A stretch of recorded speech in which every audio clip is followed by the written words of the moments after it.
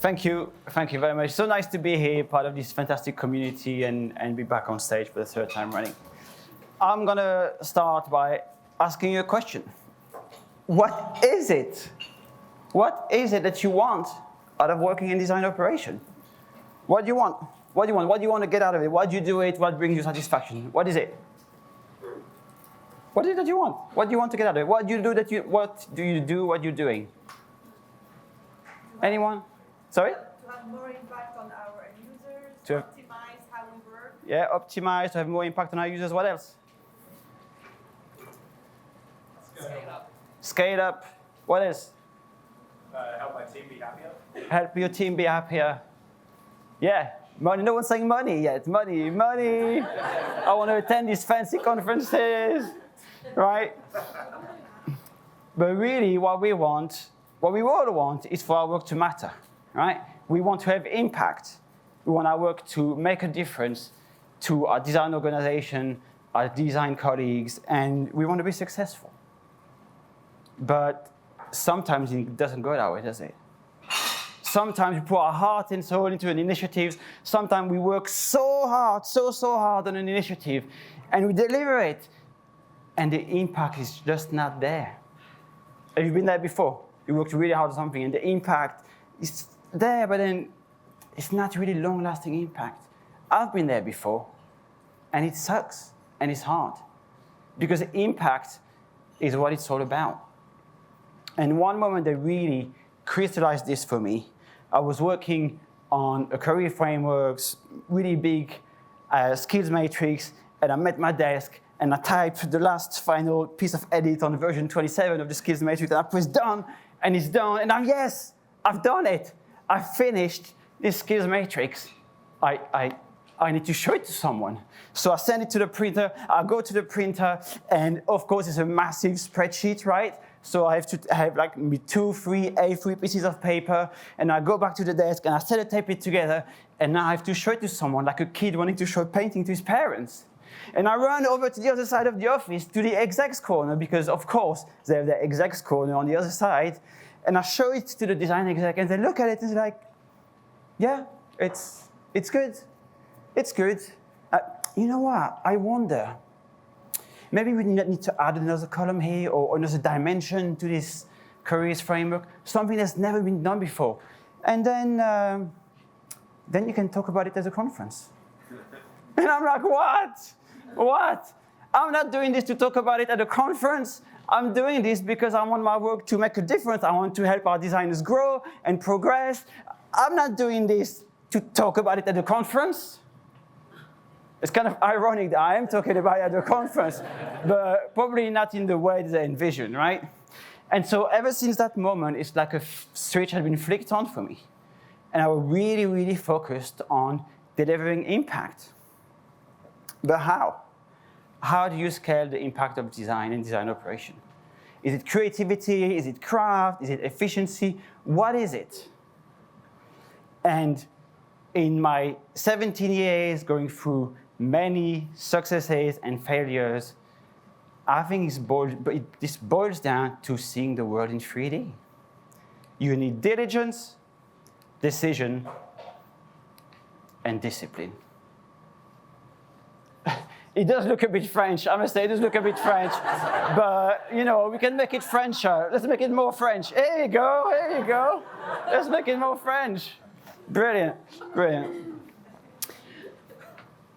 This is how I work, and this way of working transformed our approach project and my level of impact. And it will transform how you operate, it will transform the initiative that you decide to work on, how much energy you put into it, it will transform your leadership, it will transform your impact, it will transform your reputation. I know, because it did the same for me. And so today, you're going to see there's going to be a before and after. Before is like using an old school map and moving to Google Map. It would be like living in grayscale and then living in color. It would be like working in InVision and then working in Figma. Too soon. So today I'm going to break down this 3D framework. I'm going to give you a few tools to expand your toolbox, and I'm going to tell you how to get started. Sounds good? Yeah. Let's do it. So diligence, let's talk about diligence. Every design operator's backlog, right, of stuff that they have to do, the design leadership team say, here you go, you need to do all of this. And on day one, I joined this new team on day one, I'm looking at this backlog, and then I can hear like the office chair rolling, and I'm like, and I turn my face, and it's the director of design, and he's like, hey Laurent, quite urgently, this your first priority, the first thing I need you to do is restart design crits. It's really important, we need to get together in a room and do it. Cool? And I say cool. And he says cool, and then he rolls back to the other side. And then I have a thought, and I'm thinking, really? Are they really paying me for this? I mean, relaunching design crits, I can send a Outlook invite and a Slack bot, and boom, boom, boom, job done. It's very easy. I can't believe they hired me for this. And then I had a second thought, and I thought, hold on a minute. Let me just speak to a few people first. And thank God I did, because people started to tell me their horror stories. They told me how their work was being ripped to shreds in crits, how they got criticized, not critiqued, and how, quite frankly, most people avoided it like the plague. They didn't bring their work in crits because it's just too unsafe, it was too traumatic. A true horror movie. Can you imagine if I had tried to relaunch this design crits in the context of the organization at the time? It would have been a total failure. And so I did what everybody would do in this situation. I stalled for as long as possible. I stalled, and I waited and waited and waited. Because sometimes it's not about what you do, it's about when you do it. And to gauge that, you need to understand the context of the organization. And that's why you need to be diligent. So what is diligence anyway? Let's get a good definition for diligence. When you need a good definition, where do you go? Where do you go when you need a good definition? Say it out loud, come on. ChatGPT, where else? No, wrong answer. Huh? No, wrong answer, anymore. No, you need to go to Craig. Craig AI. Craig AI. So Craig, tell us, what is the meaning of diligence? Hey Laurent, being diligent just means you really focus on the task and give it the care it needs depending on the situation. Amazing. Thank you, Craig AI. So diligence is paying proper attention to a task and giving it a degree of care. It's essentially doing your homework, right? And during this homework, what we really need to understand is the bottom part of this iceberg, right? You need to understand how the organization really works in practice. You will uncover the unwritten rules around how decisions are made, how people are perceived, the power dynamics in an organization, and so on and so on. And I'm going to give you two tools for diligence. The first one is searching for stories, and the second one is systems mapping. So searching for stories, that's what I did when I talked to designers about crits, right? And the stories, you basically look into the soul of the organization with stories, okay? So a few ways you can do this. First, you ask people about their best and worst experiences working there, either as individuals or as teams. Second, you can dissect high-profile project failures. This is so informative because these high-profile failures, they leave a scar in the organization. And sometimes they even scar people's reputation. And so when people make decisions about a project or an idea now, they carry that baggage with them. And you need to understand that. The other things you can do is ask people about relationship between key individuals, observe interaction in meetings, who speaks more, who speaks less, body language, how decisions are made, and so on. The second tool is systems mapping. So quick systems thinking 101, an organization is like a system that's made out of different parts. These parts work together to produce an outcome. And so the theory is if you want to change the outcome of the system, you need to change some of the parts and how these parts relate to each other, right? And so how do you do that? Well, first you need to understand the system. And to do that, you need to map it.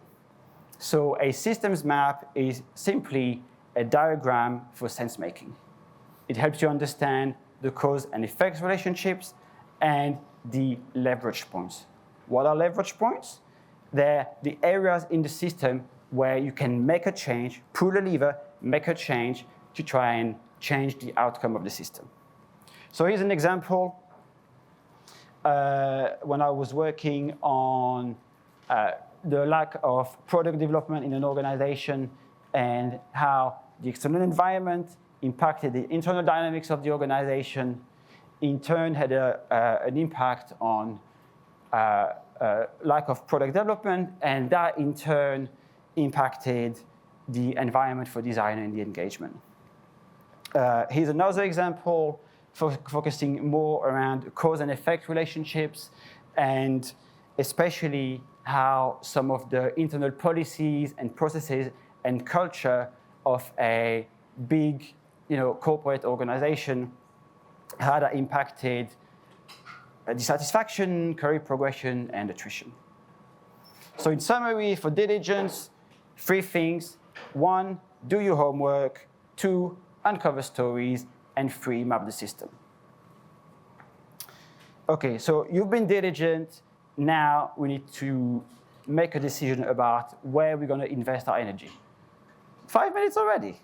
No way, there's no chance, Right, who worked on career ladders before?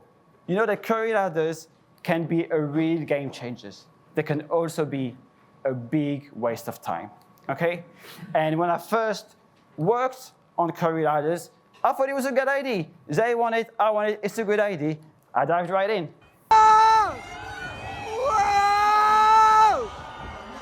Whoa! Whoa! Whoa! Great experience, a great idea, right? The consequences, not so much. Not so much. Did he make a good decision? I mean, arguably, right? But did he get caught in the moment? Did he follow his own biases and beliefs? Right, he didn't have effective decision making. So how do you have effective decision making? For that, we first need to understand what a decision is. And for that, where do we go now? You know that really, where do we go? No, we go to Pat GPT. We go to Pat GPT. So Pat, tell us, Pat, what is the definition? That's a deep break. It's just people. Right, a decision is a choice that you make about something after thinking about several possibilities. It literally means in Latin to cut yourself from any other possibility. So if you are to cut yourself from any other possibilities, the first thing you have to do is expand the number of options. And my favorite tool for this is a table. A table. So whenever I need to make an important decision, I use a table like this. It just the way of creating the table helps you combat your biases and helps you be more influential with the decision maker. And I always want you to have a minimum of 3 options, because the first one always has to be to do nothing. That will show the impact of failing to take any action, which sometimes is the best choice anyway. Then I want you to have a recommendation, because you need to have a point of view to be influential. You go through the advantages and the disadvantages. That in itself will help you combat your own biases and help you find different perspectives. And then you need to think about some of the considerations, the risks, the dependencies, the assumptions.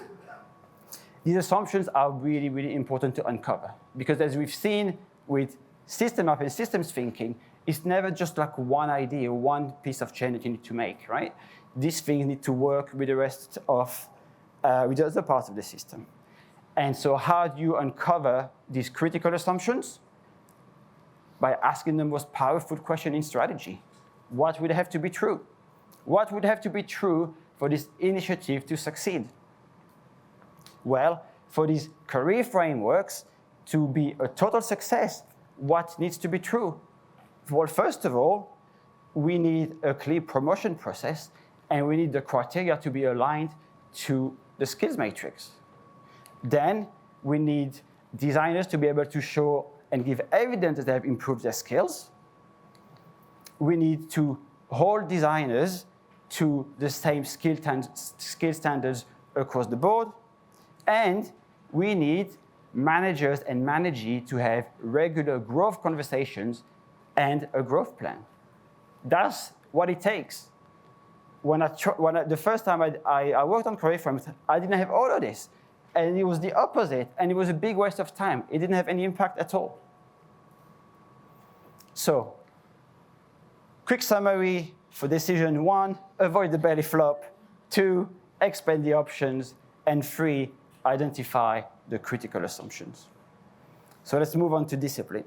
And for discipline, this is how we're going to execute on an idea that we've chosen, right? It's really, really important. I learned this lesson when I was working on standardizing job descriptions. And I spent weeks working on it. And the impact, not so much, not so much. Soon after, like a few weeks after we launched them, hiring managers just reverted to doing whatever they wanted. Because as a team, we lacked discipline. We didn't have any accountability. No one was really accountable for ensuring the consistency and the usage of these job descriptions. There was no OKRs attached to it. And there was no process or governance or structure, right? So it was no order, nothing. We needed to be more disciplined. So what does it mean to be disciplined? This time, we're going to Peter. Peter, what does it mean? Well, Laurent, discipline means exhibiting self-control and the ability to follow rules or a set of guidelines in order to achieve a desired outcome. It involves acting with control, structure, and focus. Okay, so you heard it from Peter. To achieve an outcome, you need control, structure, and focus. And how do you do this? In 3 parts. How to instill discipline in your organization. 1, act on lead measures. 2, create a scorecard. And 3, set an accountability cadence. So, acting on lead measures. Any project that you work on are going to have lagging and leading indicators. The lagging indicators are the really big mark of success, the impact that you want to have. But in order to get there, you need to find a way of figuring out if you're on the right track. Because getting to these lagging indicators take a while to realize. And so you need these predictive measures that tell you if you're going to hit your goal. These measures that are sometimes very hard to track, but they track the critical activities that will lead you to success. Once you've defined them, then you need to create a scorecard so that you can see how well you're doing. And the scorecard is a visual representation of the performance of the team. It's highly visible. It should be kept simple, and it should tell us at a glance whether we're winning or not. Here's a great example that Marion shared from Schneider Electric. Is it simple? Can you see straight away if we're winning? Yes, it is a great example, perfect example. And what I love the most about this is that they also have the accountability cadence with some governance. And so now that we have that, just check in regularly, see how the team is doing. An accountability cadence is very, very simple. We said we were going to do this. Let's check in next week or in 2 weeks' time, update the scorecard. How are we doing with this? It's a great way to have discipline in your team. In summary, for discipline, act on lean measures, create a scorecard, and set an accountability cadence. And that's how it transformed things for me. From failed career frameworks to more than 15% of designers actually being promoted. From no impact on engagement to really moving the needle. From spending weeks on job description to doing nothing and saving my time. And from fear design crits to love design crits. Okay? So how do I start? my kid taught me something. He said, he comes back from school and he tells me everything he learned. He said, Daddy, you need to lock it in your brain, okay? And he goes, so what I want you to do is to lock it in your brain. Okay, we're going to lock it in our brain. Ready? 3, 2, 1, lock it in your brain. Now you've locked it in your brain. And now for the rest of the day, I want you to take notes and look for the frameworks, the tools, the inspirations from other speakers and put them in these 3 buckets. And at the end of the day, you have a fantastic toolkit to take back to work next week. So are you ready? Are you ready to see the world in 3D? Put your glasses on. You have 20 seconds before the drop.